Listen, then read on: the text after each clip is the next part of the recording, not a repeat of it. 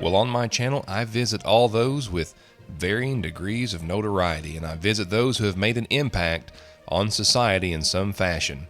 I made a few people upset when I visited the grave of Ted Kennedy. Now I guess it's time to get the rest of you, because on the complete opposite side of the political spectrum, we visit the grave of famed radio broadcaster Rush Limbaugh. Today we are in St. Louis, Missouri at Bellefontaine Cemetery. There are several famous graves in this cemetery, and luckily I had the great fortune to visit a few of them. Rush Limbaugh was born January 12, 1951 in Cape Girardeau, Missouri. He became a powerhouse in conservative radio and became the foremost figure in that genre. Whether you agree with him or not, Limbaugh had a massive audience, and it is estimated that he attracted 15.5 million listeners per week and would become the most listened to radio show in the United States. He didn't shy away from controversial topics and would often draw the ire of listeners from opposite sides of the spectrum.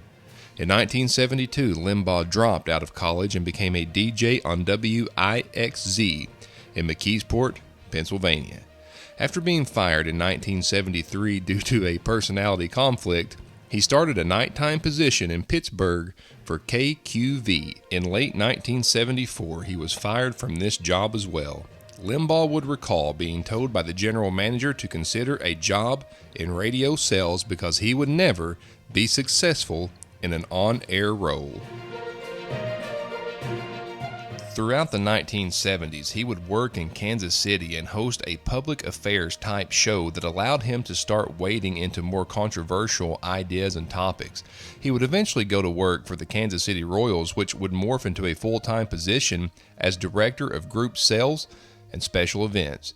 Upon return to radio in 1983, he would drop any on-air monikers and start broadcasting using his real name. In 1987, something massive would happen to his career. The FCC repealed the Fairness Doctrine, which required stations to provide airtime for anyone with opposing views to controversial opinions.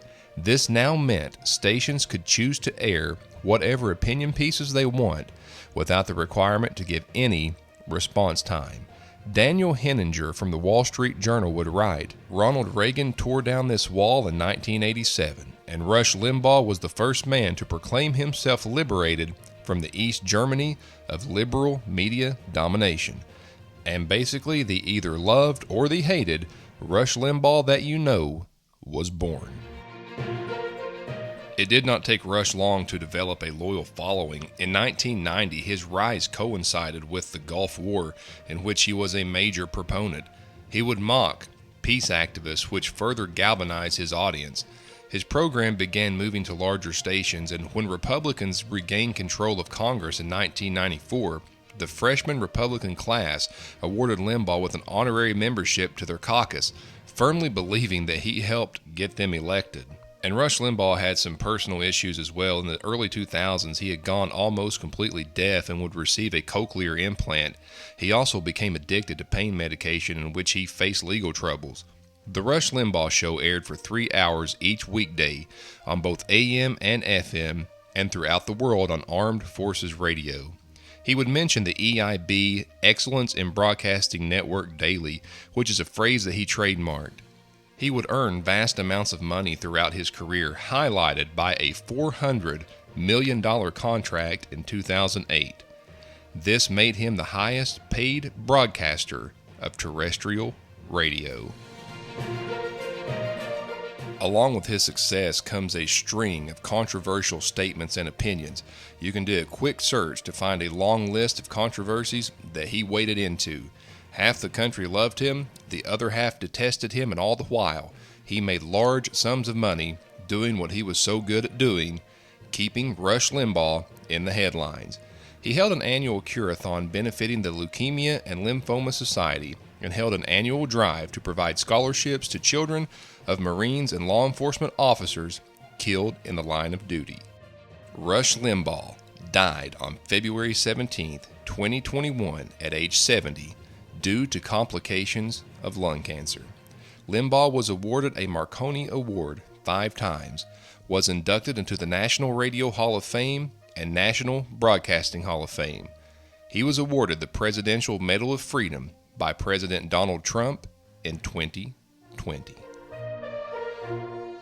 I would say there are some of you out there who are not familiar with Rush Limbaugh.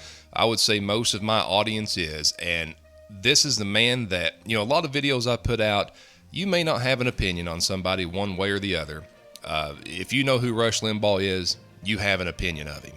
And you can feel free to share those opinions below. Whatever they may be, good or bad, just be civil. At the end of the day, I'm a cemetery channel. I love visiting the graves and telling the stories of those that I visit, not take a political side or a political opinion. I just like history. I like to visit graves. I like to visit cemeteries, and that is the content that I enjoy bringing to you. All of my videos are 100% cemetery related. All of my videos, I'm either going to be in a cemetery, visiting a famous grave, visiting someone maybe you've never heard of that has a very interesting story. You never know where I'm going to be, so I love visiting cemeteries. Please leave a comment below. Let me know what you thought about the video. If you want to let me know what you thought about Rush Limbaugh, that's fine. Let's just be nice to each other. That's all I ask. Once again, thank you all for watching. I'm going to leave links in the description where you can find me. Facebook, Instagram, merchandise. I really appreciate it. If you have not subscribed, maybe this is the first video of mine that you are seeing. I'm a cemetery channel. I love history, visiting graves, visiting cemeteries. That is what I do here. So please feel free to join me. I would love to have you. And once again, from Bellefontaine Cemetery in St. Louis, Missouri, I will see you again soon.